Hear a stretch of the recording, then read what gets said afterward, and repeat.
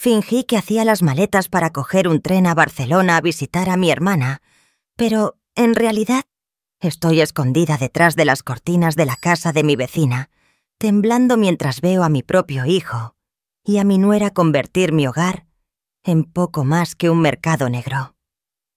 Hola a todos, soy Carmen. Tengo 62 años y vivo en las afueras de Madrid. Esta casa se levantó con el sudor y las lágrimas de mi difunto marido durante 35 años. Cuando Alejandro, mi hijo, y su mujer Elena me pidieron mudarse conmigo, pensé que era un acto de amor y respeto. Qué ingenua fui. Todo empezó con cuchicheos, miradas furtivas y la habitación del fondo del pasillo, de repente cerrada con llave. Pero lo que descubrí la madrugada de aquel jueves no fue solo codicia, sino una trama cruel que me heló la sangre. No apartéis la vista de la pantalla. Quedaos hasta el último segundo para saber cómo escapé de esa trampa de residencia de ancianos. Y recordad suscribiros al canal ahora mismo, para que entendáis el dolor desgarrador que siento. Necesito retroceder un poco en el tiempo. Esta casa, donde he vivido más de 3 décadas en una zona tranquila de Madrid, no son solo ladrillos y cemento. Es la prueba del amor entre Paco, mi difunto marido, y yo. Cada baldosa del suelo, cada geranio rojo en el balcón, hasta la mesa de roble de la cocina donde tomábamos café los domingos por la mañana, todo está empapado de recuerdos. Cuando Paco murió por una enfermedad hace 5 años, mi mundo se vino abajo. Vivía sola en esta casa enorme, con las paredes y los ecos del pasado como única compañía. Por eso, cuando Alejandro, mi único hijo, sugirió traer a su mujer Elena a vivir aquí para cuidar mejor de mamá, lloré de felicidad. Creí que Dios se había apiadado de mi vejez solitaria. Arreglé las 2 habitaciones más grandes, compré sábanas nuevas y me preparé para recibir a mis hijos como si fueran ángeles. Los primeros meses pasaron como un sueño. Elena parecía una nuera ejemplar. Era muy apañada. Solía venir a hacerme la tortilla de patatas que tanto me gusta y siempre preguntaba por mi salud. Y Alejandro arregló el grifo que goteaba como hacía su padre, podó el seto y por las noches veíamos el fútbol y charlábamos animadamente. El calor de hogar me hizo aliviar la nostalgia por mi marido. Pero hace unos 3 meses, el ambiente en casa empezó a cambiar. No fue por una gran pelea, sino que se coló como una niebla tóxica. Empezó con susurros. Cada vez que yo entraba al salón, Alejandro y Elena, que estaban cuchicheando, se callaban de golpe y se separaban. Alejandro ponía el móvil boca abajo en la mesa a toda prisa, y Elena forzaba una sonrisa y me preguntaba qué íbamos a cenar con un tono demasiado agudo. Cuando preguntaba «¿De qué habláis?», la respuesta era siempre la misma excusa barata. «Nada, mamá. Cosas del trabajo o tonterías nuestras». El colmo de la sospecha llegó cuando descubrí que la habitación de invitados al final del pasillo estaba siempre cerrada con llave. Antes, esa puerta siempre estaba abierta para que corriera el aire. Ahí guardaba la ropa de invierno vieja, los álbumes de fotos familiares y la antigua máquina de coser que me dejó mi madre. Un día fui a buscar un álbum para ver una foto de Alejandro de pequeño, pero el pomo estaba atascado. Estaba cerrada con llave. Le pregunté a Elena y me respondió tan rápido que se le trabó la lengua. «Ah, mamá, es que ahí dentro hay humedad y moho.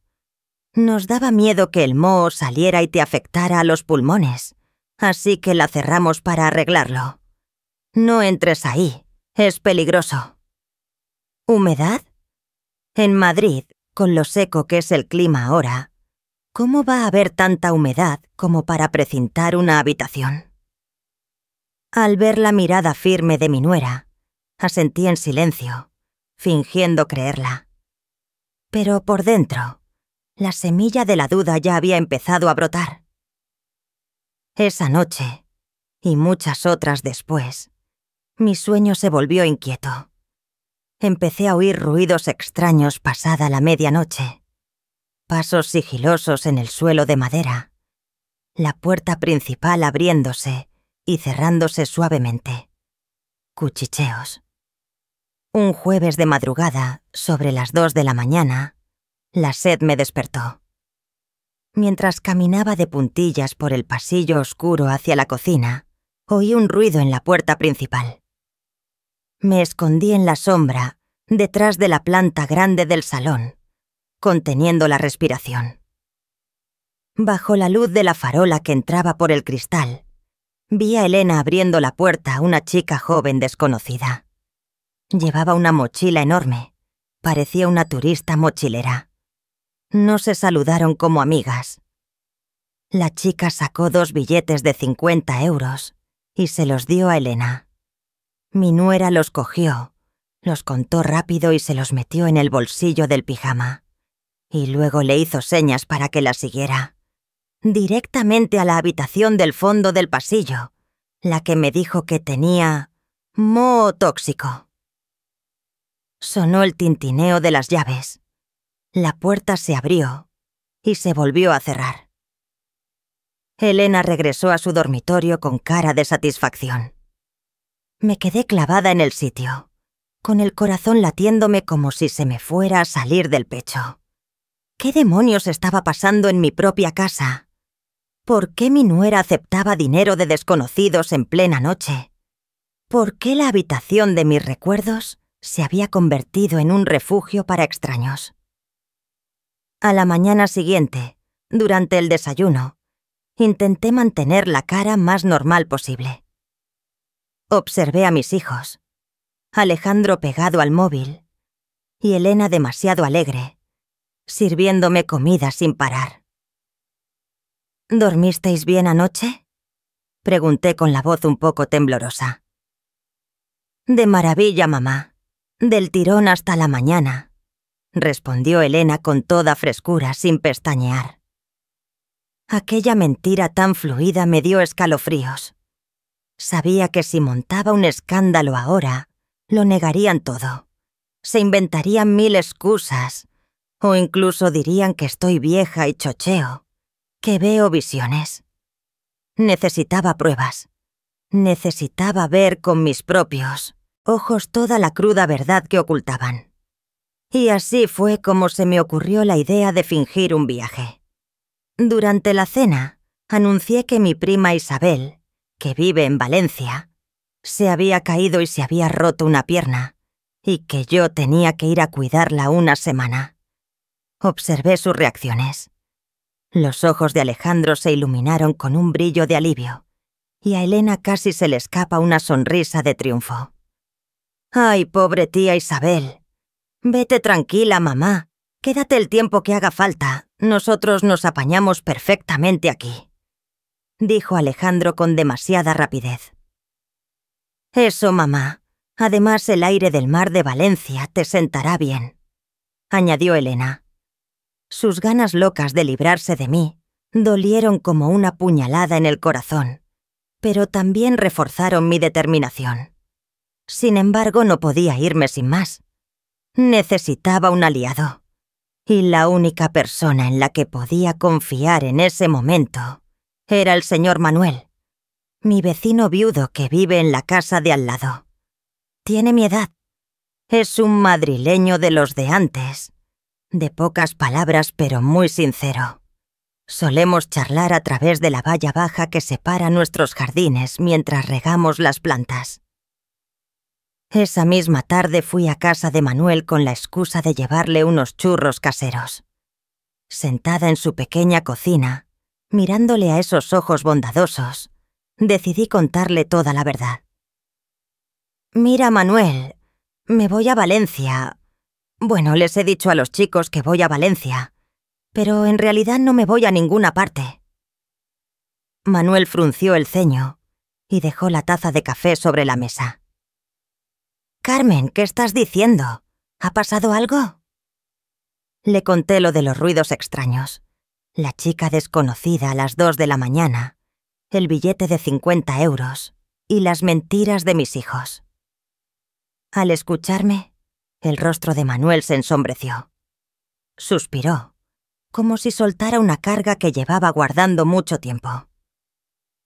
«Carmen, la verdad es que me he estado a punto de decírtelo un par de veces, pero tenía miedo de que pensaras que soy un cotilla», dijo Manuel titubeando. «Llevo semanas viendo cosas raras en tu casa. Por las noches entra y sale gente desconocida. Parecen turistas arrastrando maletas, con mochilas enormes. El otro día vi salir a un grupo de jóvenes borrachos por la puerta trasera a las 4 de la mañana. Pensé que tú lo sabías, que habías aceptado que tu hijo hiciera algún negocio de alojamiento». «¿Negocio? ¿En mi casa? ¿Y yo sin saber nada?», exclamé, sintiendo cómo la sangre me subía a la cara. «Me temo que sí. Están convirtiendo tu casa en un hostal o un hotel clandestino», dijo Manuel sin rodeos. «Si necesitas un sitio donde esconderte para pillarlos con las manos en la masa, mi casa está abierta para ti. Desde la ventana de mi dormitorio en la 2ª planta se ve perfectamente tu patio y tu salón, claro como el agua». El plan estaba decidido. A la mañana siguiente, cogí mi maleta y me puse en marcha. Alejandro me llevó a la estación de Atocha. En medio del bullicio de la estación, dio un abrazo frío y con prisas. «Ten buen viaje, mamá. Llámame en cuanto llegues». Miré profundamente a los ojos de mi hijo, buscando un atisbo de arrepentimiento, algo de cariño que le quedara. Pero no, en esos ojos oscuros solo había impaciencia por volver. Quería perderme de vista cuanto antes para que el escenario fuera todo suyo y de su mujer.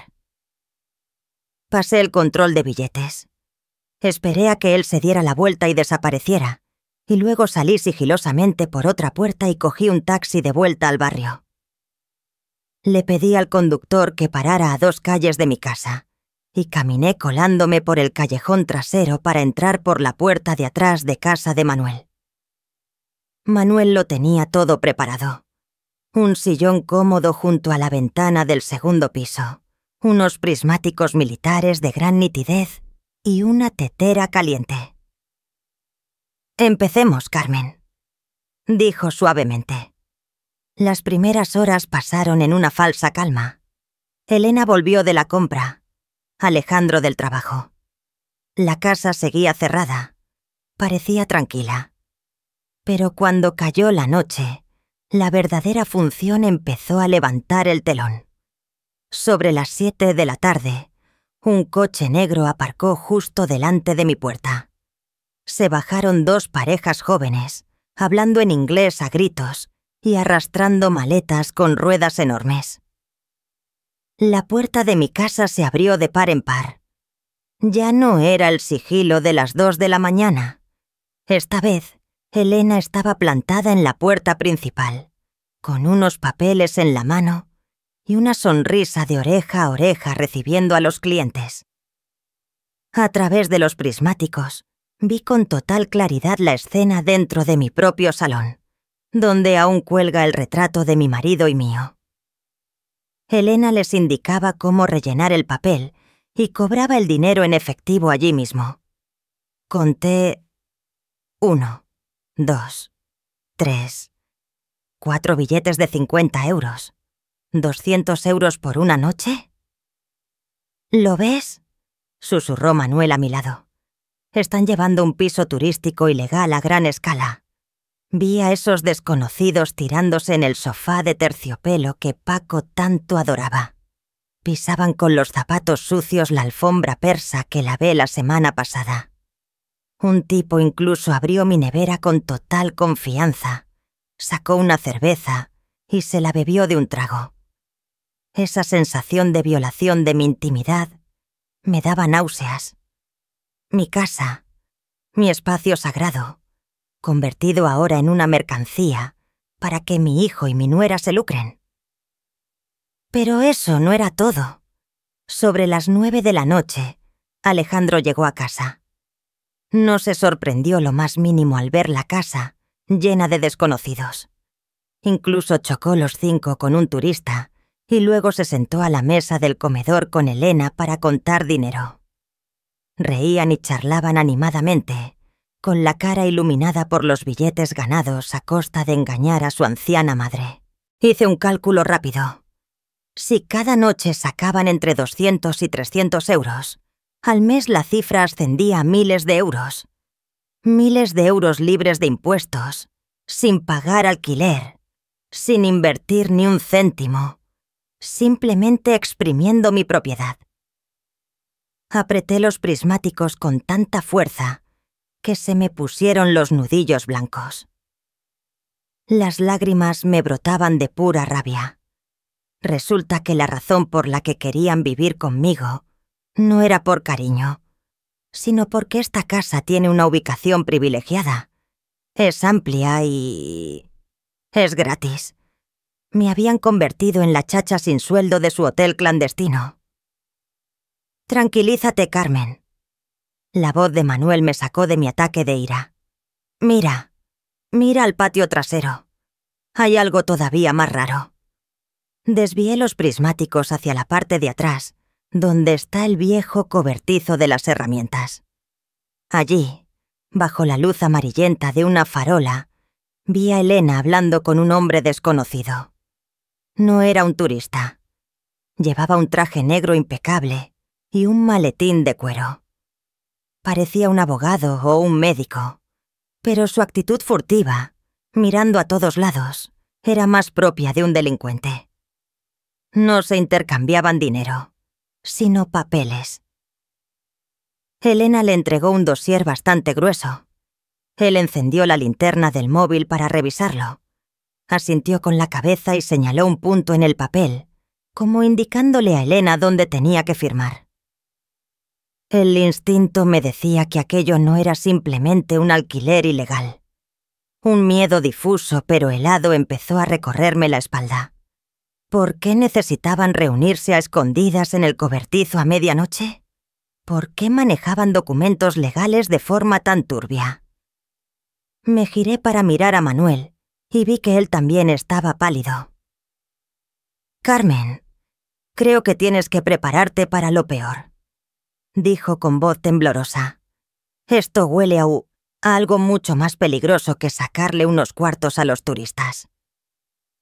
Antes de contaros lo que pasó esa noche fatídica que cambió mi vida para siempre y lo que encontré en ese terrible cobertizo, quiero deciros una cosa. A veces, quien más amamos es quien sostiene el cuchillo más afilado. Si queréis saber cómo le di la vuelta a la tortilla, pulsad ahora mismo el botón de suscribirse y activad la campanita. Lo que viene a continuación os pondrá los pelos de punta sobre la maldad humana. Esa noche no pegué ojo.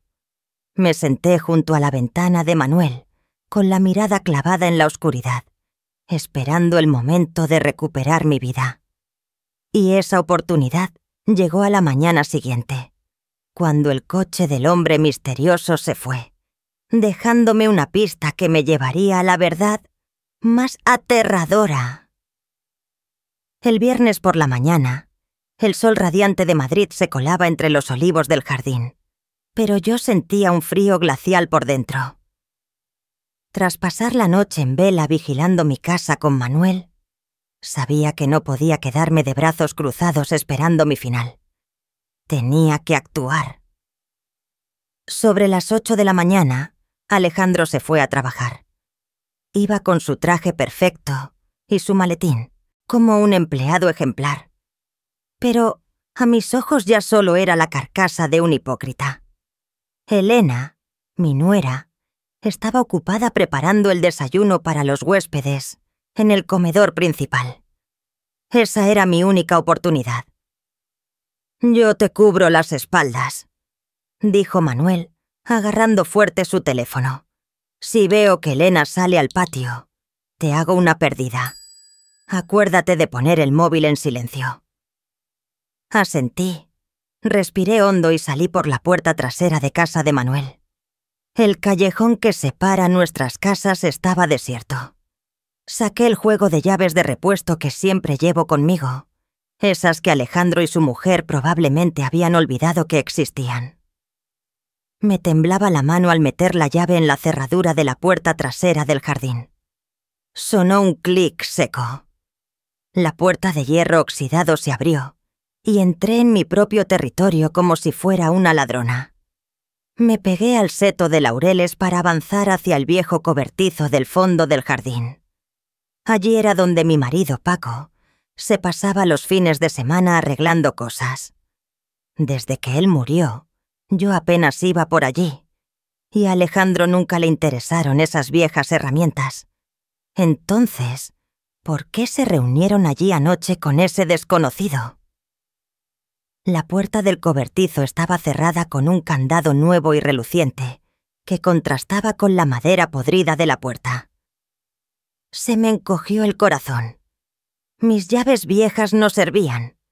Miré alrededor desesperada. ¿Tendría que rendirme?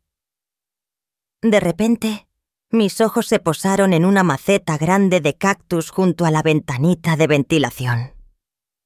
Paco tenía la costumbre de esconder la llave de repuesto debajo de esa maceta. ¿Sabría Alejandro eso y habría usado el mismo escondite? Levanté la maceta conteniendo la respiración. Una pequeña llave de latón yacía sobre la tierra húmeda. Gracias a Dios y gracias a ti, Paco. Abrí la puerta y me colé dentro. El olor a humedad y aceite de motor me golpeó la nariz. Todo parecía normal. Cajas de cartón viejas, herramientas colgadas en la pared. Pero sobre la vieja mesa de trabajo, en el rincón más oscuro, había algo que no encajaba. Una caja metálica gris, tipo caja de caudales portátil que se usa en las tiendas pequeñas. La caja no estaba cerrada con llave, solo encajada.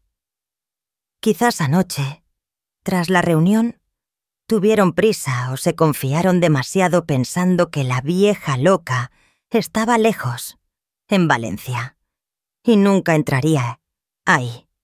Levanté la tapa con las manos temblorosas. Lo primero que vi fue dinero. Mucho dinero en efectivo. Fajos de billetes de 50 y 20 euros atados con gomas elásticas de mala manera. Calculé que habría más de 15.000 euros. Era el dinero que habían sacado convirtiendo mi casa en un hotel ilegal durante estos meses. Pero el dinero en ese momento me daba igual, porque lo que había debajo de los billetes fue lo que me dejó helada. Era un dossier metido en una carpeta de plástico transparente. Saqué el primer papel. Era un contrato de intermediación con una inmobiliaria fantasma, donde mi casa aparecía como activo en liquidación. Pero, ¿cómo iban a venderla si mi nombre seguía en las escrituras? La respuesta estaba en el segundo papel. La sangre se me congeló al leer el título. Informe de evaluación de capacidad civil. Paciente. Carmen García. Era un historial psiquiátrico falsificado. Allí ponía claramente que yo, Carmen García, de 62 años, presentaba signos de Alzheimer en fase temprana y demencia senil paranoide. Los síntomas eran mentiras descaradas, pérdida de memoria, deambulación errática, agresividad, incapacidad para gestionar finanzas y tomar decisiones racionales. Al final de la página estaba el sello y la firma de un tal Dr. Marco, un nombre que yo no había oído en mi vida. El siguiente documento era una solicitud de tutela. Alejandro estaba tramitando los papeles para que un juez declarara mi incapacidad civil y así convertirse él en mi tutor legal, con poder absoluto para decidir sobre mis bienes y mi vida. Y el último papel, el más cruel de todos, era un folleto de la residencia de ancianos El Ocaso Tranquilo. El nombre suena muy poético, pero conozco el sitio. Es un lugar de mala muerte en un polígono lejano, donde aparcan a los ancianos para que esperen la muerte, con unas tarifas ridículamente baratas. En el folleto las opciones habitación compartida y pabellón para demencia severa estaban rodeadas con un círculo rojo. Me tapé la boca con la mano para ahogar el sollozo que se me escapaba. No solo querían el dinero, querían deshacerse de mí. Querían convertirme a mí, una mujer sana y en sus cabales, en una vieja loca encerrada entre 4 paredes frías, para tener las manos libres, quedarse con la casa y vivir como reyes a costa del sudor y las lágrimas de mi marido y mías. ¡Bip! ¡Bip! El móvil vibró violentamente en mi bolsillo. ¡La señal de Manuel! Elena estaba saliendo al jardín. Presa del pánico, metí los papeles de cualquier manera en la caja, pero la razón me gritó que necesitaba pruebas. Saqué el móvil y con las manos temblando como flanes, hice fotos a toda prisa de cada documento. Salieron un poco borrosas, pero se leía el texto. Al terminar lo coloqué todo como estaba, cerré la caja y limpié mis huellas de la mesa. El sonido de las chanclas arrastrándose por la grava del camino se oía cada vez más cerca. Elena estaba ahí mismo. Miré a mi alrededor. No había dónde esconderse. El cobertizo era minúsculo. La puerta chirrió al abrirse. En ese instante de vida o muerte, me agazapé detrás de una torre de cajas de cartón viejas en el rincón más oscuro, conteniendo la respiración hasta que me dolió el pecho. La sombra de Elena se proyectó sobre el suelo polvoriento. Mi nuera entró con una bolsa de basura grande en la mano. No fue hacia la mesa, sino hacia la esquina opuesta para coger una escoba. «Estos viejos, qué desastre tienen siempre con las herramientas», refunfuñó Elena para sí, misma, con tono de asco. Cogió la escoba y se dio la vuelta. Su mirada pasó rozando las cajas de cartón donde yo estaba escondida. El corazón se me paró. Si daba 2 pasos más, me vería. Todo el plan se iría al traste. Cerré los ojos con fuerza, rezando para que Paco me protegiera desde el cielo. «Rin, rin». El tono de llamada del móvil de Elena rompió el silencio. Ella se sobresaltó, soltó la escoba y contestó. «¿Diga?» «Sí, Hotel Carmen al habla». «Ah, sí, tenemos habitación libre para esta noche. Son 250 euros». Salió caminando hacia la puerta mientras hablaba, con esa voz dulce y falsa que me daba escalofríos. La puerta se cerró. Los pasos se alejaron. Esperé 5 minutos más hasta estar segura de que no había nadie, y salí tambaleándome del cobertizo. Cerré el candado y devolví la llave a su sitio bajo el cactus. Cuando llegué a la cocina de Manuel, me dejé caer en la silla, empapada en sudor frío. Manuel vio mi cara pálida y, sin decir nada, me sirvió un vaso de agua. «Quieren meterme en un manicomio, Manuel», dije con la voz ronca, enseñándole las fotos del móvil. «Quieren robarme la vida entera». El miedo del principio había dejado paso a una furia hirviente. Miré la pantalla del móvil, el nombre del tal doctor Marco y la firma de mi hijo en la solicitud de tutela. Las lágrimas de debilidad se habían secado. Ya no era la madre dulce y sumisa. Levanté la cabeza y miré a los ojos a mi viejo amigo. «Manuel, necesito un buen abogado. Y necesito prepararme para la mejor actuación de mi vida esta noche». Tras volver del cobertizo con las pruebas aterradoras en mi teléfono, me quedé hundida en el sofá de Manuel, todavía temblando. Manuel, con la calma de quien ha vivido mucho, llamó inmediatamente a Beatriz. Beatriz no solo es mi mejor amiga desde el instituto, sino también una abogada muy respetada en Madrid, especialista en familia y herencias. Llegó en menos de una hora, trayendo consigo su preocupación y su profesionalidad de siempre. Cuando vio las fotos del historial médico falso y la solicitud de incapacitación, el rostro de Beatriz se endureció y sus ojos tras las gafas brillaron de ira. «Carmen, esto es más grave de lo que pensábamos», dijo Beatriz, golpeando la pantalla del móvil con el dedo. «Esto no es solo una disputa familiar. Es una conspiración para anularte como persona. En España, el proceso de incapacitación judicial es muy estricto, pero si tienen a un médico corrupto y la familia está de acuerdo en inventarse pruebas, pueden engañar al juez. Si presentan esto en el juzgado y te meten en esa residencia, demostrar que estás cuerda para revertirlo será casi imposible». «¿Qué hago, Beatriz? ¿Llamo a la policía ahora mismo?», pregunté con la voz rota. «Todavía no», negó Beatriz con firmeza. «Si llamamos ahora, lo negarán todo. Dirán que solo estaban consultando, porque se preocupan por tu salud. Destruirán la caja con el dinero y los originales en un segundo. Necesitamos pillarlos infraganti. Necesitamos una trampa de la que no puedan escapar». Trazamos el plan de contraataque allí mismo, en la mesa de la cocina de Manuel. Beatriz llamó a una notaría de confianza para redactar urgentemente un nuevo testamento y un poder preventivo de salud, en el que yo designaba a Beatriz como la única persona con poder de decisión sobre mi salud, en caso de que yo perdiera mis facultades. Esto anularía la jugada de Alejandro de pedir la tutela.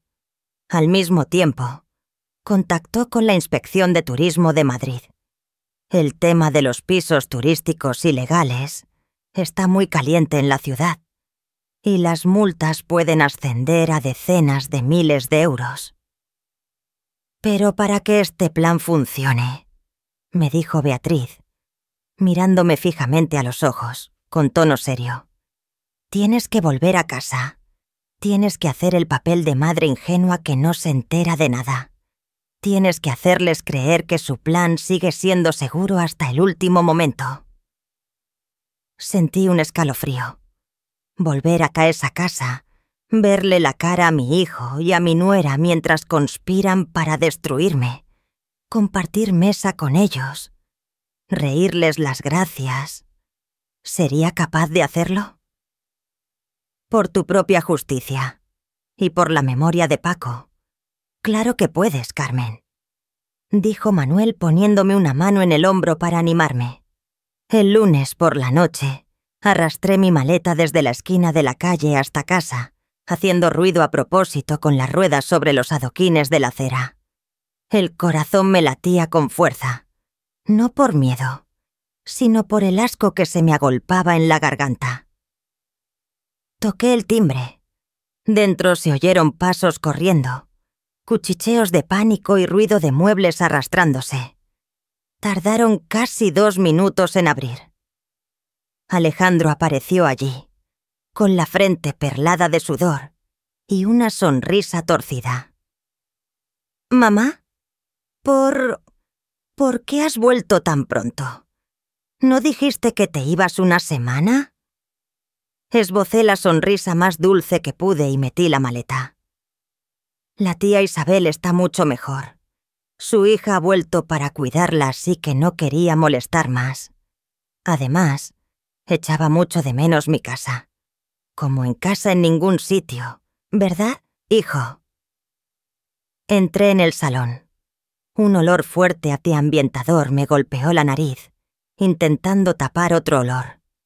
Tabaco frío y ese tufo a humedad de zapatos ajenos.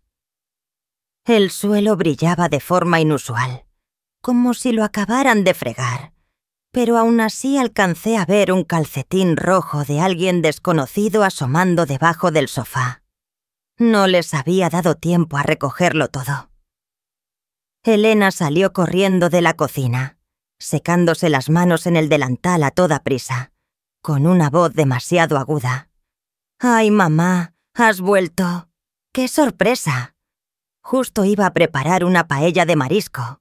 ¡Qué bien que estés aquí para cenar!». La actuación de mi nuera era digna de un Oscar. Si fuera la Carmen de hace una semana, me habría creído esa falsa alegría. Pero ahora, solo veía cómo sus ojos se movían de un lado hacia otro, escaneando mi equipaje para ver si había algo raro. La cena transcurrió en un ambiente tenso, casi irrespirable. Alejandro apenas comió. No paraba de mirar el reloj. Elena hablaba por los codos sobre el tiempo, los precios del supermercado, intentando llenar esos silencios aterradores. ¿Hemos tenido invitados en casa últimamente? Solté la pregunta como quien no quiere la cosa mientras pinchaba una gamba. El ruido de los cubiertos contra el plato cesó de golpe. A Alejandro casi se le cae la copa de vino. «No, ¿qué va, mamá? Solo hemos estado nosotros», tartamudeó. «¿Ah, sí? Es que vi un cepillo de dientes azul que no me sonaba en el baño de abajo. Pensé que algún amigo vuestro había venido de visita». Mentí con total naturalidad, aunque ni siquiera había entrado en ese baño. Elena se puso pálida por un segundo, pero recuperó la compostura enseguida. «Ah, seguro que es uno viejo que saqué para frotar el inodoro, mamá. Qué torpe soy, lo dejo todo tirado». Asentí sonriendo. «Ya, bueno, limpiad bien, hijos. Nuestra casa es nuestro nido. No podemos dejar que gente de fuera traiga bacterias». Mi frase con doble sentido los dejó mudos. Terminaron de cenar con la cabeza gacha. La tensión se notaba en los hombros de Alejandro. Me di cuenta de que a mi hijo aún le quedaba algo de conciencia, o al menos cobardía, pero era demasiado débil ante la avaricia de su mujer. Esa noche me tumbé en mi cama de siempre, pero no pude pegar ojo. Cerré la puerta del dormitorio con pestillo y coloqué una silla trabando el pomo. Una medida de seguridad ridícula en mi propia casa. Sobre la 1 de la madrugada, cuando el barrio ya dormía, oí la puerta de Alejandro y Elena abrirse un poco. Pasos muy ligeros hacia la cocina, luego el sonido de agua cayendo en un vaso. Me levanté de la cama de puntillas, pegué la oreja a la rendija de la puerta y contuve la respiración. «Tengo miedo, Elena», susurró Alejandro. Se le notaba el temblor en la voz. «Mamá ha vuelto muy de repente. ¿Y si sospecha algo? En la cena ha dicho cosas muy raras».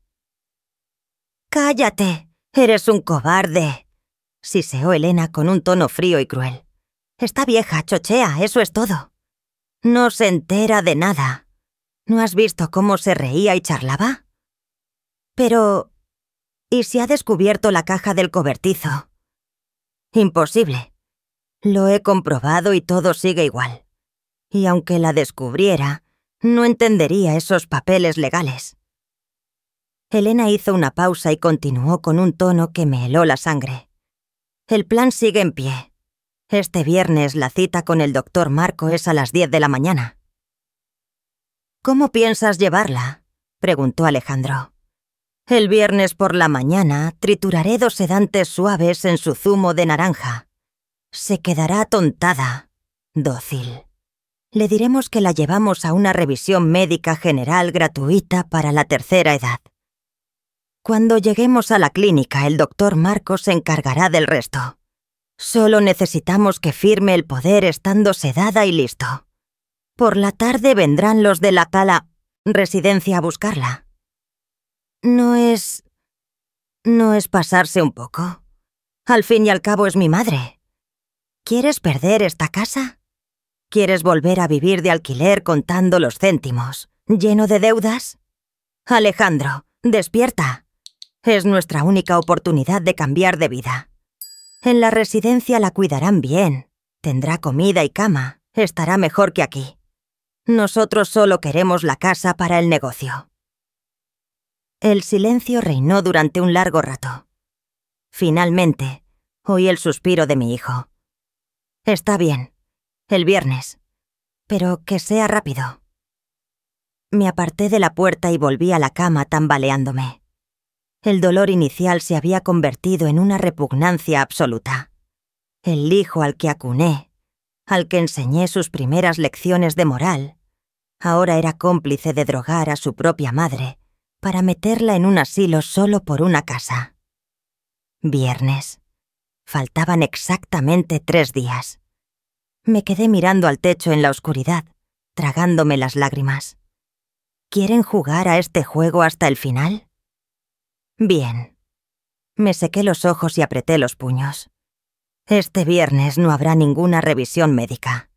Este viernes será el día del juicio, pero no para mí. A la mañana siguiente, me desperté más temprano de lo habitual, con la cara fresca como si no pasara nada. Empecé a ejecutar el siguiente paso del plan que Beatriz me había marcado. Cebar a la presa antes de que caiga en la trampa. Tenía que hacerles creer que confiaba ciegamente en ellos y que los adoraba, para que el jueves por la noche, el momento de oro, cuando más huéspedes llegan, la red de la justicia les cayera encima de la forma más inesperada posible. El miércoles pasó con una paz falsa que daba escalofríos. Me levanté temprano, fui a la cocina y empecé a preparar un desayuno abundante, como haría cualquier madre abnegada. El olor a pan tostado, café con leche y tortilla llenó toda la casa. Cuando Alejandro y Elena salieron de su habitación, parecían sorprendidos y un poco confusos. Quizás la conciencia, si es que les quedaba algo, les remordía al ver a la madre que planeaban traicionar sirviéndoles el zumo de naranja con tanto cariño. «Comed, hijos, coged fuerzas para ir a trabajar». Sonreí, empujando los platos hacia ellos. «Os veo muy delgados últimamente. ¿Tenéis mucha presión en el trabajo?» Alejandro evitó mi mirada, clavando los ojos en su plato de tortilla y murmurando. «Sí, estamos un poco liados, mamá». Elena, en cambio, actuaba mucho mejor que su marido. Dio un sorbo al café y luego me cogió la mano arrugada acariciándola. «Eres muy atenta, mamá. Ah, por cierto, ya he confirmado la cita para la revisión médica del viernes por la mañana. El doctor Marco es una eminencia y además hace revisiones gratuitas para los mayores del barrio. Acuérdate de no desayunar el viernes para que el análisis de sangre salga bien».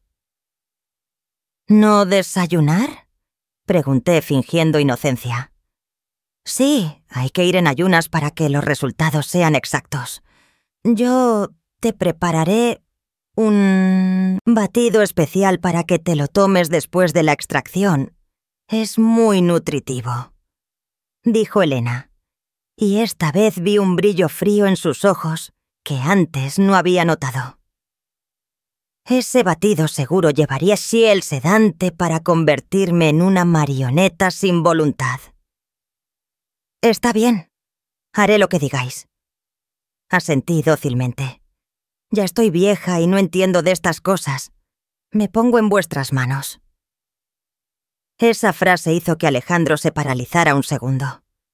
El tenedor golpeó el plato con un tintineo. Vi cómo le temblaba la mano. «Muy bien, hijo, tiembla, porque lo que viene es mucho peor».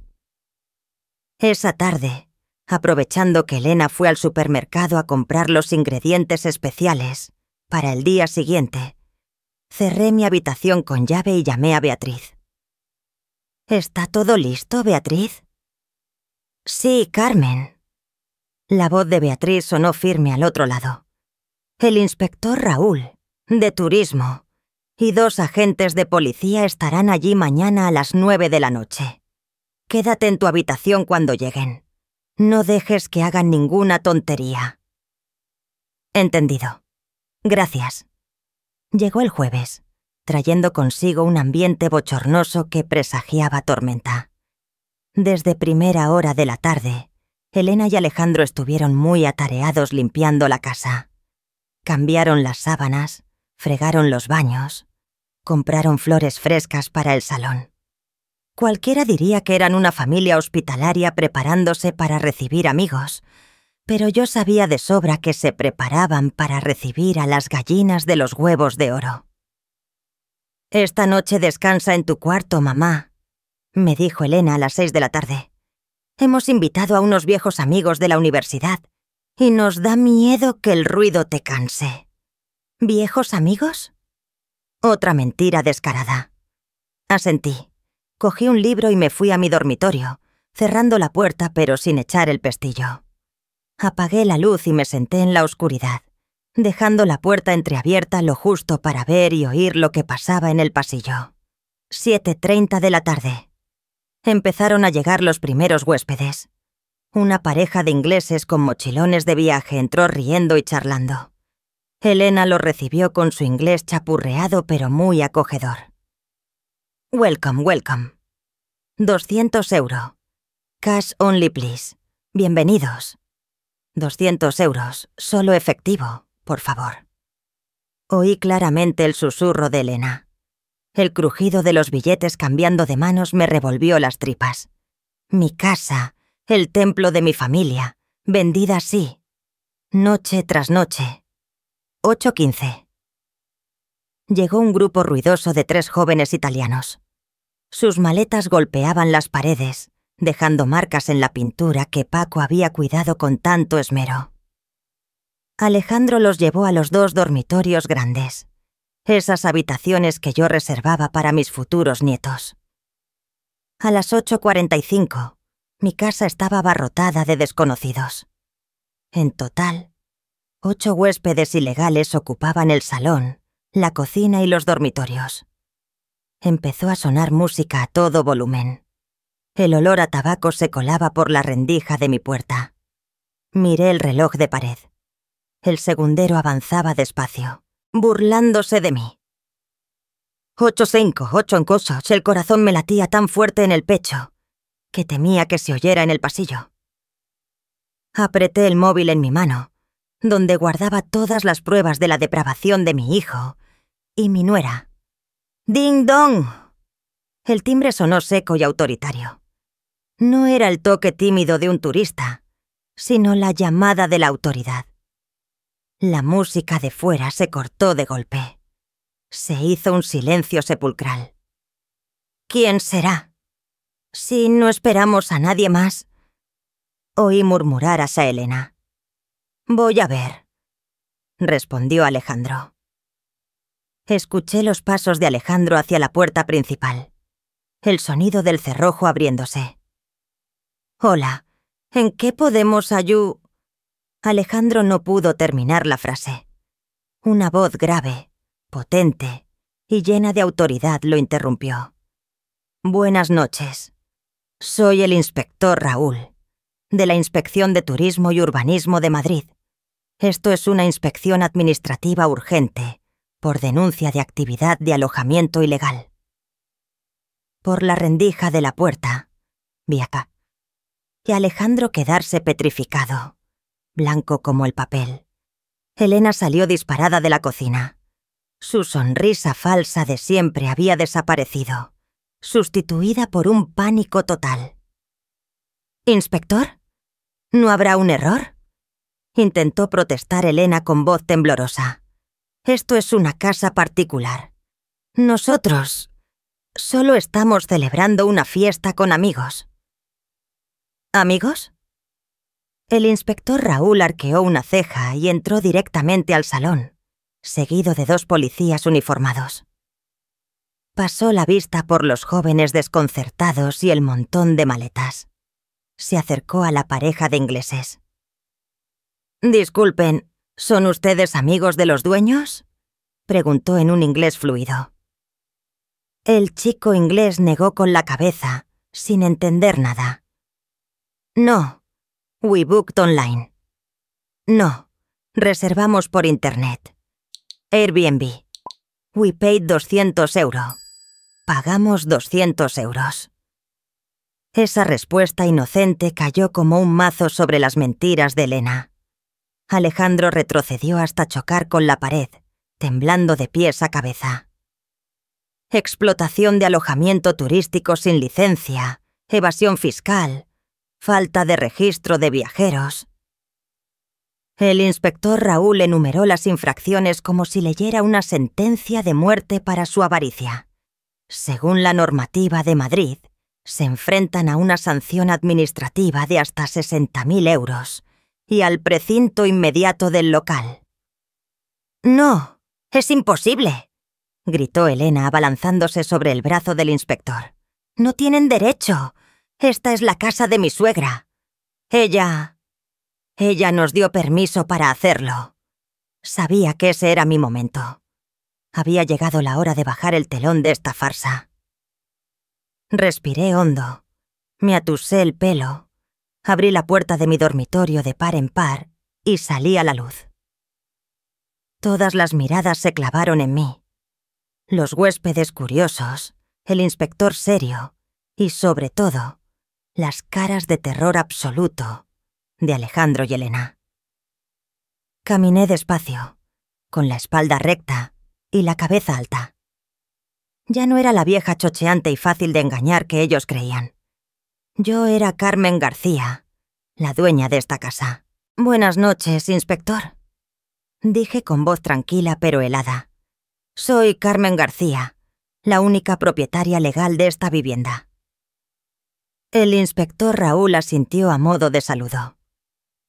«Buenas noches, señora García. Su nuera acaba de afirmar que usted autorizó este negocio. ¿Es eso cierto?». Me giré para mirar directamente a los ojos hasta Alejandro. Tenía los ojos abiertos de par en par, suplicantes, rogándome que mintiera por él una última vez. Luego miré a Elena, que temblaba y sudaba a chorros. El silencio era tan denso que se oía el tic-tac del reloj. Tenía que elegir: encubrir a un hijo ingrato o defender mi propia dignidad. «Señor inspector», declaré con voz firme, lanzando cada palabra como un dardo contra la traición. «Yo nunca, jamás, he permitido ni permitiré que conviertan el hogar de mis recuerdos en un mercado como este. No sabía absolutamente nada hasta el día de hoy». Mi respuesta hizo que Elena se derrumbara en el suelo. Alejandro se agarró la cabeza con desesperación. Sabían que se había acabado. Pero lo que no sabían era que su pesadilla no había hecho más que empezar. Porque el delito de negocio ilegal era solo la punta del iceberg que yo estaba a punto de sacar a la luz. Antes de contaros la siguiente y brutal revelación sobre el historial médico falso, quiero saber cuántos de vosotros seguís conteniendo la respiración con esta cruzada por la justicia. Dejadme un comentario diciendo «Estoy aquí», para saber que no estoy sola en esta batalla. Vuestro apoyo me da fuerzas para contar el final de infarto que se avecina. Señora García, si usted no lo autorizó, esto constituye una ocupación y uso indebido grave de la propiedad, dijo el inspector Raúl, sacando su libreta de actas. Necesito que firme la denuncia para desalojar a todas estas personas inmediatamente. La firmaré, dije, acercándome a la mesa. Pero antes de firmar tengo otra cosa que entregar a la policía. Algo relacionado con una conspiración para detención ilegal y secuestro. Saqué el móvil y abrí la carpeta con las fotos del cobertizo. A Elena se le mudó el color de la cara, pasando del blanco al gris ceniza. Sabía perfectamente de qué estaba hablando. «Mamá, no», susurró Elena. Pero ya era demasiado tarde. El débil ruego de Elena, «Mamá, no», se ahogó en medio de la tensión, que estaba a punto de estallar. No la miré. Caminé directa hacia el inspector Raúl y el agente que lo acompañaba, mostrándoles el móvil con las fotos que había sacado hasta escondidas en el cobertizo. «Inspector, este hotel clandestino, aunque ilegal, es solo la punta del iceberg», dije, intentando mantener la calma a pesar del dolor que sentía en el pecho. «Quiero denunciar a mi hijo y a mi nuera por falsificación de historial médico, conspiración para anular mis derechos civiles e intento de detención ilegal». El policía joven frunció el ceño y cogió mi teléfono. Pasó las fotos una a una. El informe psiquiátrico falso con la firma del doctor Marco, la solicitud de tutela urgente y el folleto de esa residencia de mala muerte. Su cara se endureció. Cuchicheó algo con el inspector Raúl, y ambos se giraron para mirar a Alejandro y a Elena de una forma totalmente distinta. Ya no era la mirada que se le echa a un evasor de impuestos cualquiera, sino la que se reserva a los criminales. «Esta es una acusación muy grave», dijo el inspector Raúl, bajando el tono de voz, amenazante. «Falsificar documentos psiquiátricos para internar a alguien en una residencia contra su voluntad es un delito penal. ¿Tienen alguna explicación para estos papeles?» Alejandro abrió la boca para decir algo, pero se calló. El sudor le caía a chorros por la frente. Elena fue más rápida, o quizás más temeraria. Se levantó de un salto y me señaló con el dedo. Es un malentendido. Mi suegra chochea. Tiene paranoias. Solo buscábamos la mejor forma de cuidarla. Esos papeles son solo una consulta con el doctor Marco. No hemos hecho nada». «¿Que no habéis hecho nada?», solté una risa amarga que resonó seca en el salón. «¿Y qué me decís de la cita de mañana a las 10? ¿Y del plan de machacar 2 pastillas en mi batido de naranja para que firmara drogada? ¿A eso lo llamáis cuidar?». Mis palabras cayeron sobre Elena como un jarro de agua hirviendo. Se quedó petrificada, con los ojos desorbitados de terror. No se esperaba que hubiera escuchado su conversación de anoche. Alejandro se derrumbó por completo. Se tapó la cara y se puso a llorar como un crío, el llanto patético de un cobarde. Mientras tanto, los huéspedes empezaron a ponerse nerviosos. Se dieron cuenta de que estaban en medio de un escándalo familiar terrible y con la policía de por medio. «Hey, I want my money back. Quiero que me devolváis el dinero», gritó el chico inglés. «Andiamo via. Vámonos». El grupo de italianos cogió sus maletas a toda prisa, tropezándose unos con otros. El inspector Raúl hizo una señal a la gente para que pusiera orden. «Calma todo el mundo. Todos los turistas, recojan su equipaje y salgan de aquí inmediatamente. En cuanto al dinero», se giró hacia Elena, «tiene que devolver todo lo que ha cobrado ahora mismo, delante de mí». Temblando, Elena sacó del bolsillo del delantal el fajo de billetes que acababa de cobrar. Bajo la mirada afilada de la policía, tuvo que contar cada euro y devolvérselo a cada huésped. Parecía que con cada billete le arrancaban un trozo de vida. La humillación se le notaba en la cara, con el maquillaje corrido. Los huéspedes cogieron el dinero y se largaron pitando, lanzando miradas de desprecio y maldiciones en varios idiomas. Solo quedamos nosotros 4 y los 2 policías en el enorme salón, que de repente se sentía vacío.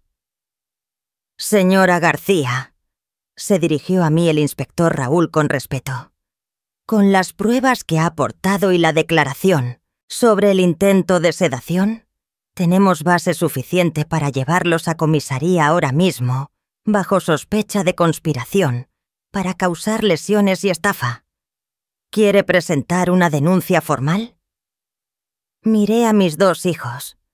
Alejandro estaba sentado en el suelo, sin atreverse a levantar la cabeza. Elena estaba apoyada contra la pared, con cara de desesperación, pero aún le quedaba un deje de obstinación y rebeldía. Me sentía desgarrada por dentro. Una mitad de mí quería verlos en la cárcel para que pagaran por su crueldad. Pero la otra mitad, el instinto de madre que lo parió con dolor, sufría al imaginarse a su hijo entre rejas, con el futuro arruinado. Respiré hondo, tragándome las lágrimas. Dejaré que mi abogada trate los temas legales con la policía más adelante. Pero ahora mismo quiero que salgan de mi casa. Inmediatamente. Mamá.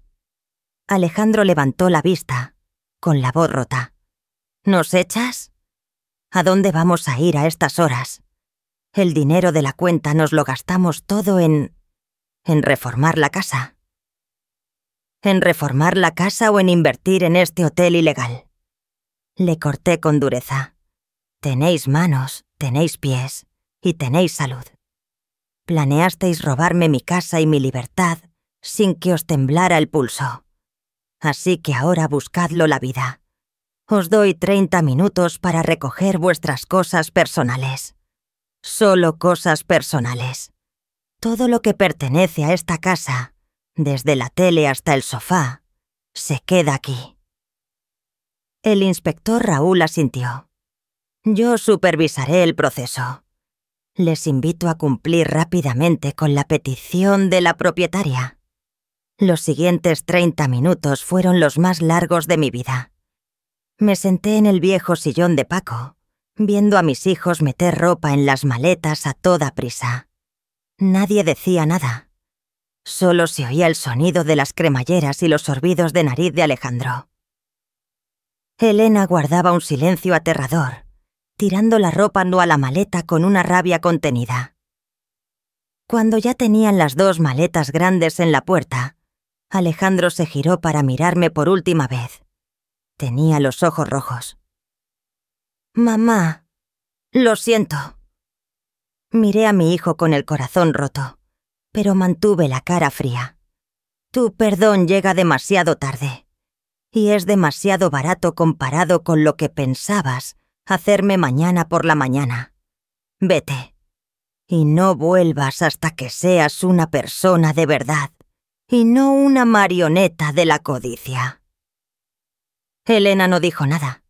Agarró hasta Alejandro del brazo y se lo llevó a rastras. La pesada puerta de roble se cerró tras ellos con un portazo retumbante, poniendo fin a un capítulo trágico de mi vida. El agente tomó nota del acta, confiscó la caja metálica con los documentos falsos como prueba y me pidió que fuera a comisaría a la mañana siguiente para completar la denuncia contra el doctor Marco. Señora García, es usted muy valiente, dijo el inspector Raúl antes de irse. No mucha gente se atreve a plantar cara así a su propia familia. Que descanse. Esta noche, esta casa vuelve a ser verdaderamente suya. Cuando la sirena del coche de policía se alejó, la casa se sumió en un silencio absoluto. Me quedé de pie en medio del salón, rodeada de botellines de cerveza vacíos y vasos a medio terminar que habían dejado los huéspedes. La casa era enorme, y ahora solo estaba yo. Había ganado. Había salvado mi casa, mi libertad, y destapado la conspiración. Pero, ¿por qué la victoria me dejaba un sabor tan amargo en la boca? Fui hasta la ventana y miré la calle desierta bajo la luz de las farolas. 2 figuras arrastrando maletas caminaban cabizbajas hacia la parada del autobús nocturno. Eran mi hijo y mi nuera. Se habían ido con lo puesto, tal y como yo quería. Me deslicé lentamente hasta sentarme en el suelo frío. Me abracé las rodillas y rompí a llorar. No lloraba de miedo, sino por la pérdida. Había perdido al hijo inocente que un día fue. Había perdido la fe en la familia. La traición de un extraño te enfurece, pero la traición de tu propia sangre te mata el alma. Manuel llamó suavemente a la puerta y entró. No dijo nada. Simplemente se puso a recoger los vasos sucios en silencio. Y luego se sentó a mi lado y me dio un pañuelo. «Llora, Carmen», dijo con suavidad. «Llora para desahogarte. Has hecho lo correcto. Duele, pero es lo correcto. Si no lo hubieras hecho, mañana la que estaría en la calle serías tú, camino de ese infierno de residencia». Es verdad. Me sequé las lágrimas y miré mi querida casa. Aquí es donde Paco y yo construimos nuestra felicidad. No podía dejar que la codicia la ensuciara. Me levanté y respiré hondo. Mañana sería otro día. Tendría que enfrentarme a Fakir, abogados, juzgados y a la soledad. Pero al menos seguía siendo Carmen García, una mujer libre, lúcida y dueña de su destino. Fui hasta el pequeño altar de Paco y encendí una vela. ¿Lo ves? He protegido nuestra casa. Susurré, aunque el precio haya sido que se me rompa el corazón. La primera mañana al despertar después de la tormenta fue una experiencia extraña. Ya no había pasos sigilosos, ni el ruido de maletas rodando. Y sobre todo ya no estaba esa presencia asfixiante de los traidores. La casa estaba sumida en un silencio absoluto, un silencio que era tan pacífico como desgarradoramente solitario. Me levanté a las 6 de la mañana, por costumbre. Lo primero que hice no fue poner café, sino abrir de par en par todas las ventanas. El aire fresco de la mañana madrileña entró de golpe, frío y cortante, llevándose el olor a tabaco rancio, a gente extraña y, sobre todo, el olor a mentira que se había incrustado en cada rincón de la casa durante estos meses. Empecé la desinfección de mi hogar. Junté todas las sábanas, fundas y toallas de las habitaciones que Alejandro y Elena habían usado para su negocio. Telas que habían tocado la piel de decenas de desconocidos. Lo metí todo en bolsas de basura negras enormes. Quizás debería haberlas lavado para donarlas, pero me daba tanto asco que no podía quedarme con nada. Quería borrar cualquier rastro, como si ese hotel clandestino nunca hubiera existido. Cuando llegué a la habitación de Alejandro y su mujer para limpiar, me detuve en seco. El cuarto estaba vacío. Solo quedaba el armario abierto de par en par y algunas perchas tiradas por el suelo. En el tocador, con las prisas, Elena se había dejado un pintalabios a medio usar y una foto. Era una foto de familia del día de la graduación de Alejandro. En ella él sonreía radiante, abrazándonos a mí y a Paco, con los ojos brillantes llenos de ambición. El chico de la foto y el hombre cobarde y avaricioso de anoche parecían dos personas totalmente distintas. Puse la foto boca abajo sobre la mesa, sintiendo una punzada de dolor en el pecho. Volví a llorar, no por arrepentirme de haberlos echado, sino por el luto del hijo que una vez tuve. A mediodía, Beatriz se pasó por casa. Traía una carpeta llena de documentos y una caja de pasteles de la mallorquina, mis favoritos. Nos sentamos en la mesa de la cocina, el único sitio donde todavía sentía algo de calor familiar. «¿Cómo está la cosa, Beatriz?», pregunté, jugueteando con la taza de té caliente. Beatriz dejó las gafas sobre la mesa y suspiró aliviada. «Buenas noticias, Carmen. Tu denuncia y las pruebas gráficas se han tramitado rapidísimo. Esta mañana, la policía ha registrado la clínica del doctor Marco. Han encontrado en su ordenador un montón de historiales médicos falsos parecidos al tuyo. Resulta que era una red organizada. El médico se conchababa con hijos desnaturalizados para meter a los padres en residencias y quedarse con sus bienes. Le van a quitar la licencia de por vida y le caerá cárcel seguro. ¿Y Alejandro y Elena? Mi voz se apagó un poco. Beatriz me miró con pena. Por la parte administrativa, Turismo les ha puesto una multa de 60.000 euros por actividad ilegal. Como tú eres la dueña, pero has demostrado que no sabías nada y eras una víctima, la multa ha ido directamente a nombre de Alejandro y Elena, que eran quienes lo gestionaban. Sumando los impuestos atrasados y la sanción de Hacienda, ahora mismo deben casi 100.000 euros. 100.000 euros. Una barbaridad. Alejandro es un simple administrativo y Elena trabaja por su cuenta. Nunca podrán pagar ese dinero. Se pasarán la vida endeudados, con las cuentas embargadas y el sueldo retenido. ¿Y sobre la denuncia penal?, preguntó Beatriz con cautela. La policía está esperando tu decisión final. ¿Quieres acusarlos de estafa y conspiración para detención ilegal? Si das el visto bueno, con el agravante de víctima vulnerable por edad y parentesco, podrían caerles de 3 a 5 años de cárcel.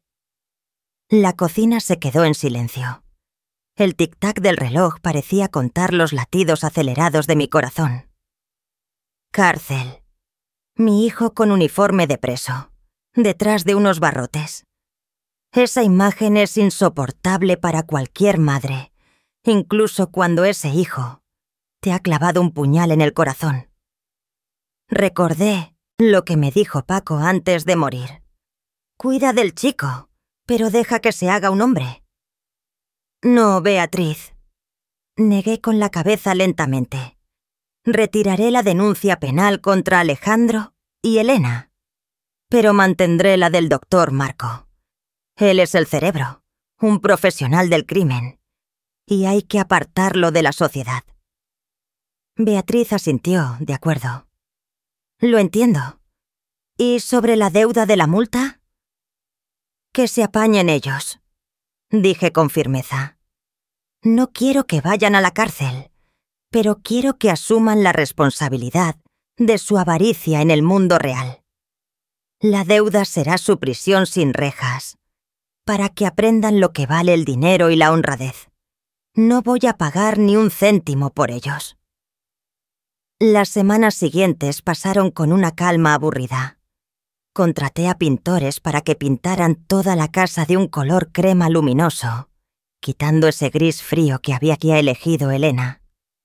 Convertí la habitación de hotel de la planta baja en un cuarto de costura, un sueño de juventud que nunca había cumplido. El run run de la máquina de coser sustituyó al ruido de la música. Manuel siguió siendo un compañero excelente. Venía todas las noches, a veces para arreglarme una bombilla, otras simplemente para ver la tele conmigo y que la casa no se sintiera tan vacía.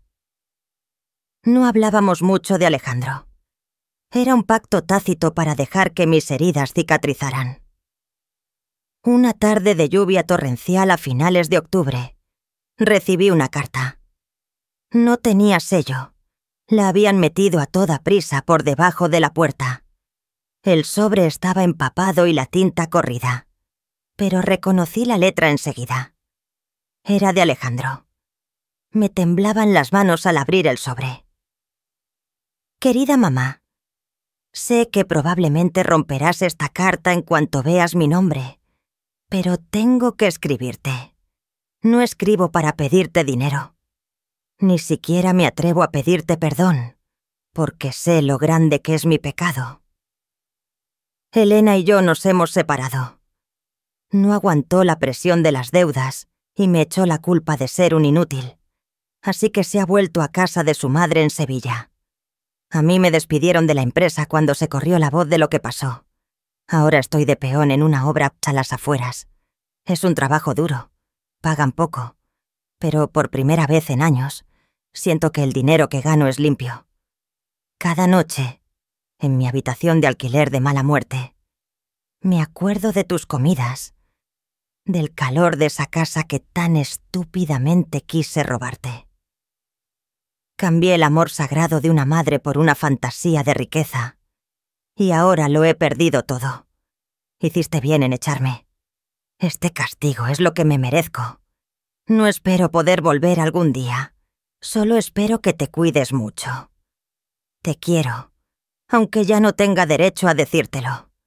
Tu hijo ingrato, Alejandro. Leí la carta una y otra vez, y las lágrimas cayeron sobre el papel fino. Elena se había ido, tal y como imaginé. Ese tipo de amor basado en el interés y la codicia se derrumba en cuanto se acaba el beneficio. Y Alejandro estaba pagando el precio con sudor y soledad, justo lo que yo quería. Pero, ¿por qué me dolía tanto el corazón? Doblé la carta y la guardé en el cajón del altar de Paco. No la contestaré. Todavía no. Alejandro necesita tiempo para sentir de verdad el dolor de madurar tarde. Y yo también necesito tiempo para aprender a perdonar. No por él, sino por mi propia paz mental. Miré por la ventana.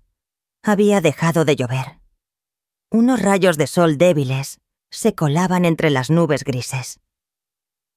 En el jardín, el rosal que creía seco después de tantos días de abandono, de repente tenía un brote verde y fresco. La vida sigue. He perdido al hijo inocente que tenía, pero quizás en algún lugar entre los escombros de sus errores se está empezando a formar un hombre de verdad.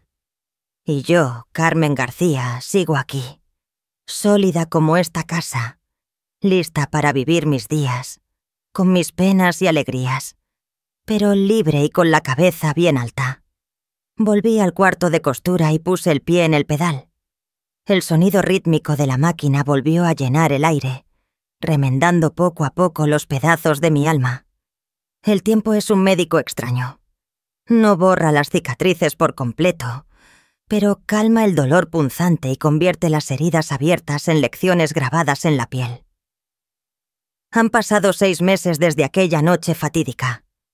Madrid ha dejado atrás el frío del invierno para recibir los primeros rayos cálidos de la primavera. Mi casa, que fue el escenario de un crimen moral familiar, ha vuelto a ser, por fin, un hogar. He cambiado más de lo que pensaba. De ser la Carmen que solo sabía estar en la cocina esperando a que volviera su hijo, he empezado a salir al mundo. Me he apuntado al club de jardinería del barrio, los sábados por la mañana. Allí he conocido a ser amigos de mi generación, cada uno con su propia historia, algunas alegres y otras tristes. Intercambiamos esquejes de rosales, hablamos de cómo curar las plagas y, lo más importante, nos escuchamos. Me he dado cuenta de que no estoy sola. El dolor de ser traicionada por los hijos no es exclusivo de nadie, y compartirlo hace que la carga sea un poco más ligera. Beatriz sigue pasándose a menudo para ponerme al día. Me contó que al doctor Marco le han quitado oficialmente la licencia y está esperando el juicio. Su caso se ha convertido en un tema candente en la prensa española, alertando a miles de familias sobre las tramas sofisticadas para robar el patrimonio a los ancianos. En cuanto a Elena, tal y como predije, después de dejar a Alejandro, no tardó en liarse con otro hombre mayor en Sevilla. Probablemente esté buscando una nueva presa. Solo puedo rezar para que ese pobre hombre se dé cuenta pronto de quién es ella en realidad. Y Alejandro, las noticias sobre mi hijo me llegan a cuentagotas a través de conocidos en común. Sé que sigue trabajando de peón de albañil y vive en un piso de alquiler de mala muerte de apenas 20 metros cuadrados. Sé que come bocadillos baratos para ahorrar cada céntimo y pagar la deuda. Sé que ha envejecido visiblemente, que ya tiene canas aunque apenas pasa de los 30. Mi corazón de madre a veces se encoge y quiere correr a ayudarlo, pero la razón de una mujer que ha probado la traición me obliga a quedarme quieta. Ayudarle ahora sería el veneno que mataría la madurez que está empezando a nacer en él. Una tarde preciosa de sábado, justo un año después del día que descubrí el secreto en el cobertizo, estaba podando el rosal de la entrada. Las rosas rojas estaban floreciendo espectaculares, irguiéndose orgullosas tras un invierno duro. Un coche viejo y con la pintura desconchada aparcó al otro lado de la calle. El corazón me dio un vuelco. Reconocí su figura al instante, aunque estaba mucho más delgado y tenía la piel curtida por el sol de la obra. Alejandro se bajó del coche. No llevaba traje como antes, sino una camiseta vieja y unos vaqueros gastados manchados de cal. Se quedó al otro lado de la calle, dudando si cruzar, jugueteando con el borde de su camiseta como un niño que ha hecho una travesura. Me levanté, con las tijeras de podar aún en la mano, y miré a mi hijo a través de la verja. La distancia era solo una carretera de asfalto, pero parecía tan lejana como un océano. Tras dudar un momento, Alejandro respiró hondo y se acercó a la puerta. No se atrevió a tocar la verja. Se quedó a 2 metros. «Hola, mamá». Su voz sonaba ronca y tímida. «Hola, Alejandro». Respondí con una calma extraña. No sentía la furia hirviente de hace un año, solo una tristeza vaga. Hoy hace un año», dijo, mirando sus botas llenas de polvo. «Sé que no tengo derecho a venir. Sé que no quieres verme la cara. Pero necesitaba venir. Solo para que me vieras». «Te estoy viendo», dije. «Estás más delgado». Alejandro sonrió con tristeza, una sonrisa torcida. «Trabajar de peón es duro, mamá, pero me ayuda a dormir bien. Antes, en un colchón bueno y con mantas calientes, tenía pesadillas por miedo a que me descubrieras. Ahora duermo en un colchón viejo y me duele la espalda, pero tengo la conciencia tranquila». Levantó la vista hacia mí, con los ojos llorosos. «Ya he pagado 18.000 euros de la multa. Cada mes destino el 70% de mi sueldo a pagar la deuda. Tardaré 10 años en acabar, pero lo pagaré todo. Te lo juro por mi honor. Bueno, si es que me queda algo de honor». «El honor es algo que se puede reconstruir, igual que esta casa», dije, señalando las paredes recién pintadas. «La cuestión es si los cimientos son sólidos o no». Alejandro asintió rápidamente. «Sí, estoy reconstruyendo los cimientos, mamá. Voy a terapia una vez a la semana por la seguridad social. El psicólogo dice que tengo un síndrome de dependencia y falta de carácter. Estoy aprendiendo a valerme por mí mismo, a no dejar que nadie me manipule y a no manipular a nadie». La conversación transcurría entre el ruido del tráfico de la ciudad, pero para mí era la conversación más importante de mi vida. El hijo débil y avaricioso de antes estaba ahora frente a mí, confesando sus debilidades y esforzándose por enmendarse. No me pidió dinero. No se quejó ni me reprochó nada. Solo la verdad desnuda. «No te pido que me perdones ahora mismo», continuó Alejandro con voz temblorosa. «Solo quería preguntar si algún día, cuando haya pagado toda la deuda, cuando sea una persona más decente, ¿podré invitarte a un café?» Miré profundamente a los ojos de mi hijo. Vi un arrepentimiento sincero, sin rastro de la falsedad de antaño. Manuel, que estaba regando las plantas en la casa de al lado y observándolo todo, asintió levemente hacia mí. Tenía razón. El perdón no es un regalo para quien comete el error, sino una liberación para quien ha sido herido. Si mantienes un carbón ardiendo en la mano, el primero que se quema eres tú. Alejandro. Lo llamé por su nombre. ¿Sí? No estoy preparada para invitarte a entrar hoy. La herida sigue ahí, y la confianza necesita mucho tiempo para recuperarse. La cara de Alejandro se llenó de decepción, pero asintió aceptándolo. Pero continué dando un paso hacia la verja. Una vez al mes, el primer domingo por la tarde, puedes llamarme por teléfono. Solo llamarme. Quiero oír cómo llevas los pagos de la deuda. Y si la nueva persona que estás construyendo es realmente sólida o no. Los ojos de Alejandro se iluminaron, brillantes como las rosas a mi espalda. Rompió a llorar, y las lágrimas le corrieron por las mejillas quemadas por el sol. Gracias, mamá. Gracias. Te prometo que no te volveré a decepcionar. Llamaré. ¿El domingo que viene? Ah, no, el primero del mes que viene. Llamaré. Está bien, vete ya. Y no trabajes tanto hasta enfermar, que no tengo dinero para pagarte las medicinas, dije con severidad, pero ocultando mi preocupación. Alejandro me hizo una reverencia profunda y se dio la vuelta hacia su coche destartalado. Su forma de andar parecía más ligera, más erguida. Me quedé mirando cómo el coche desaparecía en el cruce. Sé que el camino que tenemos por delante, los dos, es largo y pedregoso. Quizás nunca volvamos a ser tan cercanos como antes. Siempre habrá una grieta invisible entre nosotros. Pero al menos hemos empezado a tender un pequeño puente sobre esa grieta. Volví a mi rosal. Un capullo nuevo estaba abriéndose, rojo y lleno de vida. Así es la vida. Después de la tormenta, si las raíces siguen fuertes, la planta volverá plena a florecer.